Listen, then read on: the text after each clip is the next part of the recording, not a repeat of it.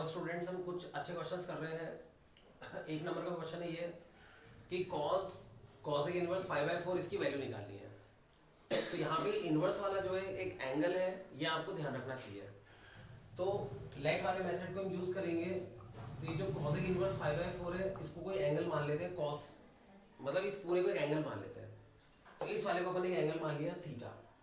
तो थीटा नहीं मानते, ए मानते, जनरली अपन लोग ए मानते हैं। तो इससे 5/4 इक्वल टू क्या हो गया, cos ए, ये हो गया। तो ठीक है, अब है ना, इसको हमने ए माना है, अगर वो हम यहाँ रखते हैं तो इसका मतलब है ये हमारा cos ए के इक्वल है, क्योंकि इस अंदर वाले को हमने क्या माना है, ए माना है। तो cos ए हमारे पास है, cos ए हमें पता करना है। तो इस टाइप के क्वेश्चन 10th क्लास में हमने बहुत किए हुए हैं, वो ट्रायंगल मेथड से होते हैं। तो इस वाले के अंदर हम एक ट्रायंगल बनाएंगे और एंगल उसका ए रहेगा, और cos ए होता है h/p। तो h जो है वो 5 हो जाएगा, परपेंडिकुलर 4 हो जाएगा। तो थर्ड वाली साइड क्या होगी, पाइथागोरस से आ जाएगी, वो 3 होगी।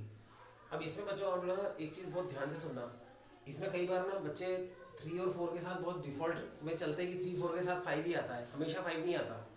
जैसे अगर मान लो यहाँ पर आपका cos की जगह पे cos इनवर्स होता, कई बार वो लोग cos इनवर्स दे देते हैं 3/4, ठीक है। तो इसको अपन एंगल मानते हैं थीटा, तो उससे cos थीटा जो है वो 3/4 हो जाएगा। तो इसका बनाएंगे ना थीटा का ट्रायंगल, तो cos होता है बेस अपॉन हाइपोटेन्यूज, तो ये 3 और 4 होगा, तब ये 5 नहीं आएगा, तब ये √7 आएगा। तो बच्चे जितने होशियार है ना, एग्जामिनर उनसे बहुत ज़्यादा होशियार है।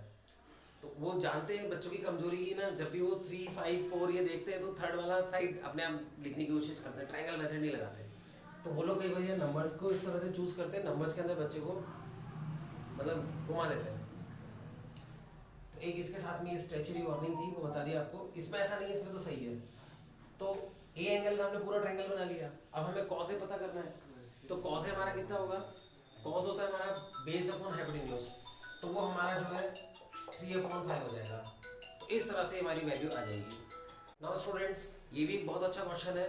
जो पिछला क्वेश्चन किया था हमने, वो इसके लिए किया था कि ये कैसे करते हैं। तो इस वाले के अंदर में sin 2 tan इनवर्स ऑफ 3/4 है, इसकी वैल्यू हमें इवेल्युएट करनी है। तो यहाँ पर ये जो इनवर्स वाला है 2 tan इनवर्स ऑफ 3/4, इसको हम थीटा मान लेंगे। तो इससे हमारा जो tan थीटा है वो कितना हो जाएगा, 3/4 हो जाएगा, ठीक है। अगर हम ये जो वैल्यू हमने लेट की है, ये हमने एक्चुअली लेट किया है, वो अगर हम यहाँ रखते हैं तो ये हमारा sin 2 थीटा होगा। तो ये हमारा sin 2 थीटा हो जाएगा। अब यहाँ पर ना एक बहुत इंपॉर्टेंट चीज आती है कि sin 2 थीटा का एक फॉर्मूला ये भी होता है 2 sin थीटा cos थीटा, और sin 2 थीटा का जो है एक फॉर्मूला ये भी होता है 2 tan theta upon 1 + tan square theta, ये फॉर्मूला भी होता है। तो हमारे पास यहाँ tan थीटा की वैल्यू है, तो डायरेक्टली जो है tan थीटा रखकर हम ये निकाल सकते हैं। लेकिन अगर किसी को फॉर्मूला याद नहीं आया तो फिर वो इससे करेगा। इससे कैसे करेंगे वो बाद में करते हैं, पहले ये कर लें।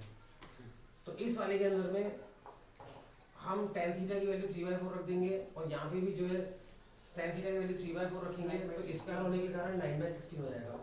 तो इसमें जब हम एलसीएम लेंगे तो ये हमारा सॉल्व होकर 24/25 आएगा, वो आप सॉल्व कर लेना। अब जो है, अगर मान लो किसी को फार्मूला नहीं याद आता है तो फिर वो क्या करेगा, sin 2 थीटा का ये फार्मूला लगाएगा। तो इसमें sin और cos है, और है उसके पास वैल्यू tan की, तो ट्रायंगल मेथड। तो ट्रायंगल बनाएंगे, एंगल को रखेंगे थीटा, tan होता है परपेंडिकुलर अपॉन बेस, तो हाइपोटेन्यूज कितना हो जाएगा 5। तो इस वाले ट्रायंगल से अगर हम यहाँ पे sin थीटा निकालें, तो sin थीटा होता है p/h, दैट विल बी 3/5, और cos थीटा जो होता है b/h, दैट विल बी 4/5। तो इस तरह से sin थीटा और cos थीटा की वैल्यू आ जाएगी। तो वो वैल्यू इसमें रख देंगे, तो ये 3/5 है और ये 4/5 है। तो ये हमारा सॉल्व होकर कितना आ जाएगा, 24/25 आ जाएगा। तो मेथड कोई भी हो आ जाएगा। तो इस टाइप का क्वेश्चन है। एक क्वेश्चन और इस टाइप का और करते हैं, और थोड़ा सा इसको डिस्कस करते हैं। हम लोग किस चीज़ पे ज़्यादा रिलाई कर रहे हैं वो आपको समझनी चाहिए। वो हम रिलाई कर रहे हैं लेट वाले मेथड पे। हम इनवर्स वाले को तुरंत क्या है, एक एंगल लेट कर लेते हैं, फिर लिफाफे को उल्टा कर लेते हैं, मतलब tan इनवर्स को tan में कन्वर्ट कर लेते हैं। यहाँ तक पहुँचने के बाद में वापस हम इसको देखते हैं कि इसको हमने अगर थीटा हम रखेंगे तो ये क्या बनेगा, sin 2 थीटा बनेगा। अब sin 2 थीटा को कैसे सॉल्व करें, ये याद आता है, बहुत बढ़िया। ये याद आता है, बहुत ही बढ़िया, क्योंकि tan में ही है। तो इस तरह से फिर हम उसके अकॉर्डिंग देख लेते हैं कि भाई क्या चीज़ चाहिए, फिर ट्रायंगल मेथड चाहिए कि डायरेक्ट वैल्यू रख सकते हैं, उस तरह से हम लोग करते हैं। तो इसके अंदर बच्चों को लोग एक बहुत अच्छा क्वेश्चन कर रहे हैं, आप लोगों को बहुत पसंद आएगा। तो स्टूडेंट, जो क्वेश्चन अभी हम करने वाले को ये है कि tan half sine inverse of 3/4 इसकी वैल्यू हमें निकालनी है। अब यहाँ पर जो है साइन इनवर्स 3/4 वो तो एक एंगल है, लेकिन यहाँ पे हाफ है, तो ये ध्यान रख के हम करेंगे। तो इस वाले के अंदर हम ये लाइट करेंगे कि साइन इनवर्स ऑफ 3/4 को थीटा मानेंगे। तो इससे हमारा साइन थीटा क्या हो जाएगा 3/4, ठीक है। ये वैल्यू अगर हम इसमें रखेंगे तो ये जिसकी हमें वैल्यू पता करनी को हमारा हाफ थीटा हो जाएगा, यानी कि वो हमारा हो जाएगा tan θ/2। तो ये tan θ/2 हो जाएगा।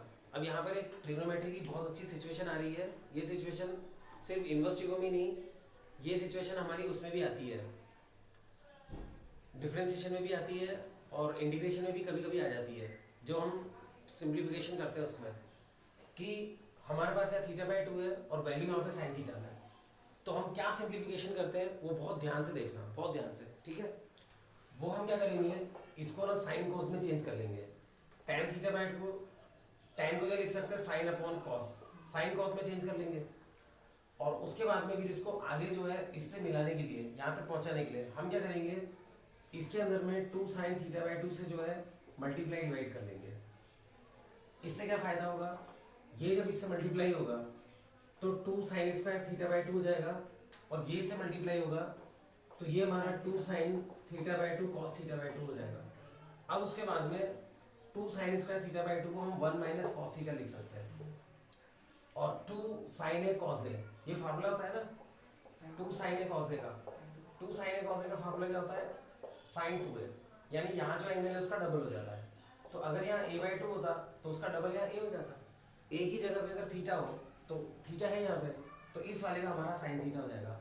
और इसका भी समझा देता हूँ, यहाँ पे क्या किया है आपको मालूम होगा, हमारा एक फार्मूला होता है 1 minus cos 2a 2 sin square है, और पहले हम डिस्कस कर चुके हैं, बहुत बार डिस्कस कर चुके हैं कि इस तरह के दो फार्मूले हैं, एक तो ये 1 माइनस cos 2a और एक 1 प्लस cos 2a, और ये फार्मूले बहुत ज़्यादा इम्पोर्टेंट है, जहर से भी ज़्यादा इम्पोर्टेंट है।